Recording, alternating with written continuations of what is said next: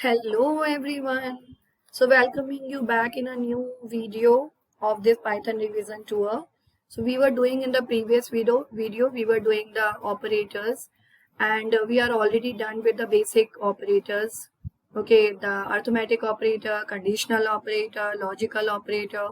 In today's class we are going to start from bitwise operator, right? So the bitwise operator, bit level yeah, what is the bit? Bit is actually related to computer or machine code, right?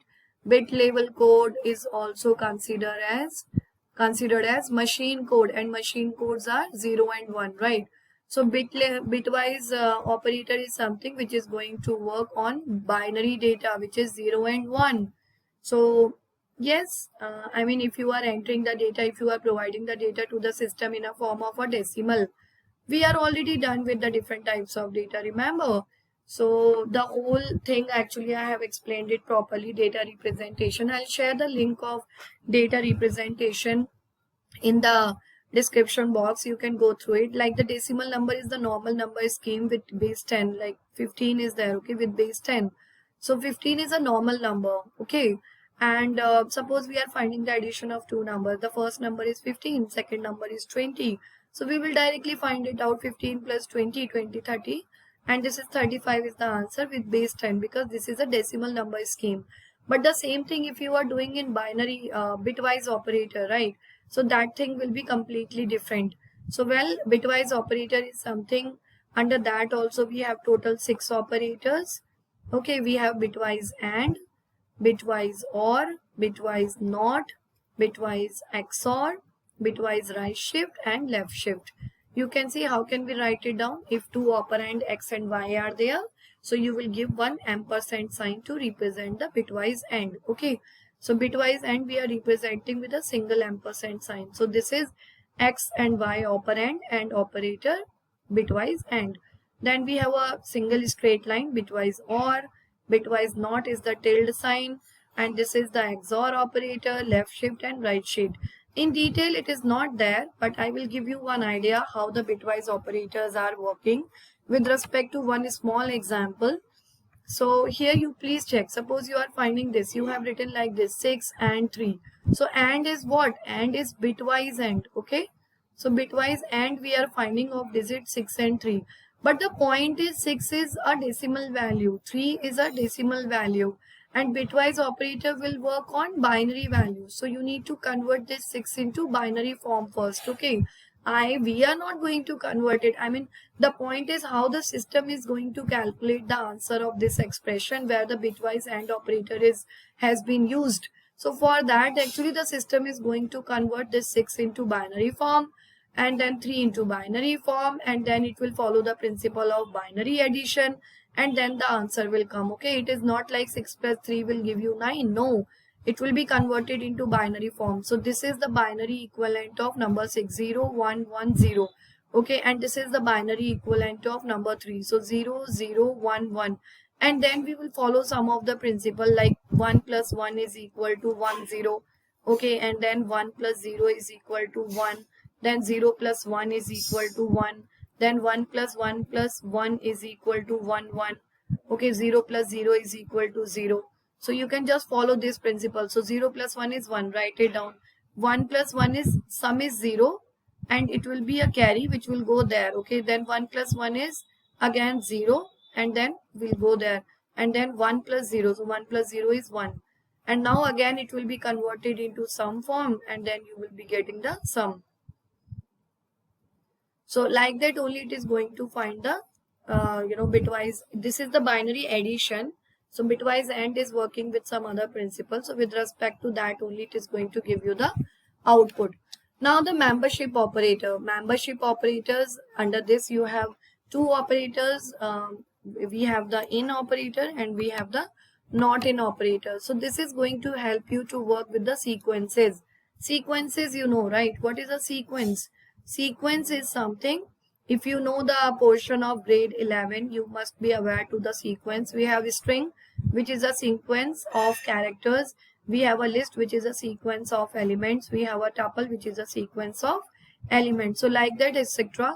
multiple sequences are there. If we are talking about a list, so the elements will be in square brackets. If you are talking about a string, then the characters will be in single quote or in double quotes, right? If we are talking about a tuple, then the elements will be in normal brackets, parentheses. So in operator evaluates to true if it finds a variable in the specified sequence and false otherwise. So evaluates to true, it will give you true if it finds a variable in the specified sequence. So we have a specified sequence, and this specified sequence could be a string or a list or tuple, anything. And if the value which you are looking for in a particular sequence, if it is there in the sequence, then it will return true, otherwise false. And not in exactly the opposite. If the value which you are looking into the sequence is available into it, then it will give you false, otherwise true. So, well, this is going, again I am repeating, membership operator is going to check a particular value is present in a sequence or not. So that is the working of a membership operator. Well, to explain it in a better way, I have taken one more example here. You can see one example is written.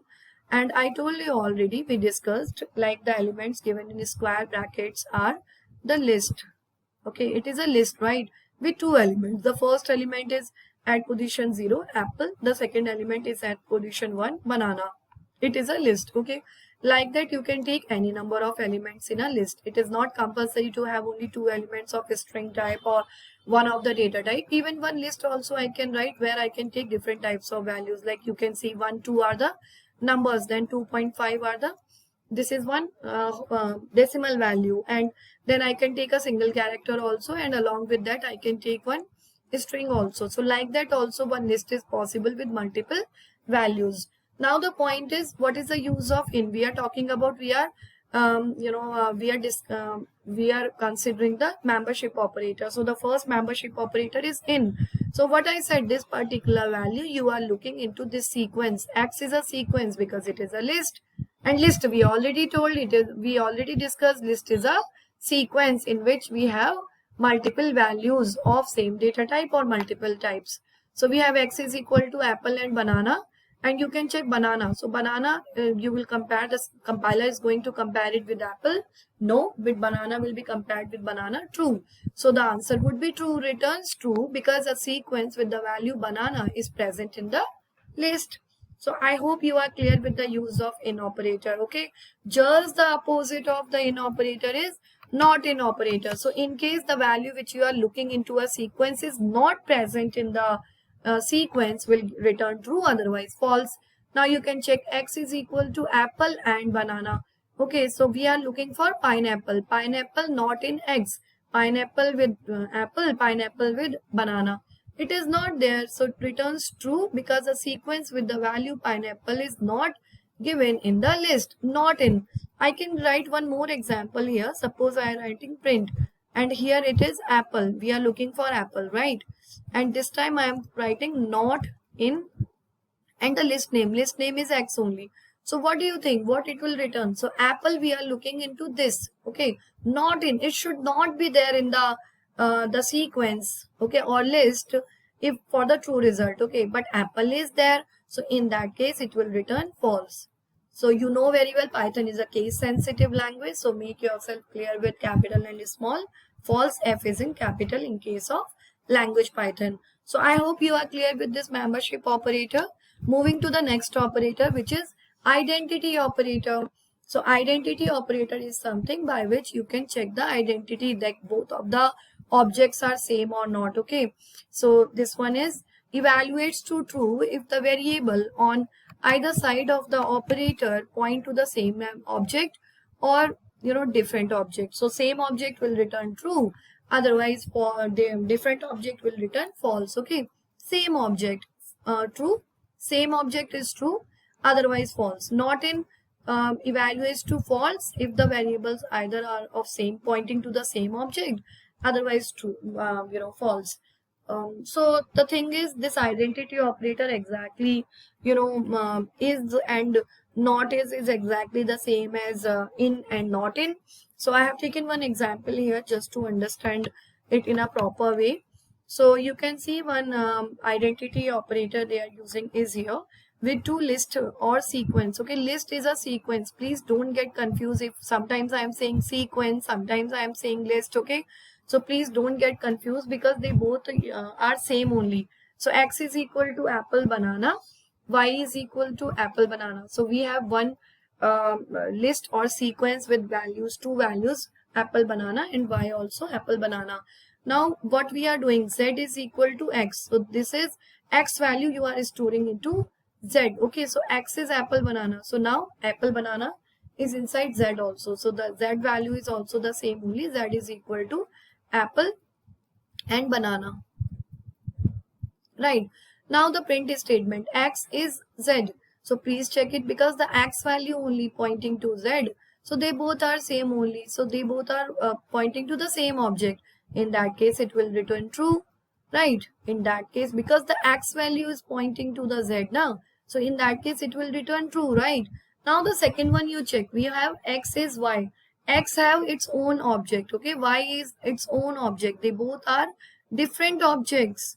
They both are not pointing to the same thing, right? So please check it returns false because x is pointing to x location object and y is pointing to y object. They both are different. So that's what it is not checking with respect to the values. It is actually checking with respect to the object. Okay, so false. And x is equal to y. So is equal. Equal is equal only. To demonstrate the difference between is and equal, this operator I have used here. So this comparison will return true because the values inside x and y, they both are same only.